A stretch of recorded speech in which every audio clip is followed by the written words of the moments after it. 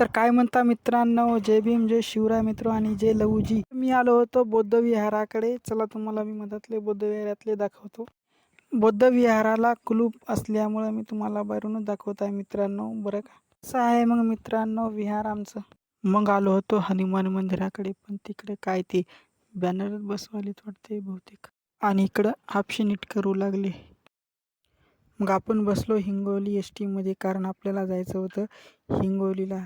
या नव्या बसमध्ये कोणी कोणी प्रवास केलेला मित्रांनो कमेंट करून नक्की सांगा. हिंगोलीला जाणारा रस्ता एक नंबर केला की कसा. सणांना फिरी गाडी पळवायला की ड्रायव्हर गरम वापस लय लागू लागली. एवढं ऊन कुठं असते का, लय येथून लागू लागलं. बसमधून पण लय लागू लागलं. हिंगोली बस स्टँड एक नंबर केलं ना. किती दिवसाच्या बाद आलो, कधी आलोच नव्हतो ना बाबा इकडे आपण. काय ती पब्लिक आहे एक नंबर.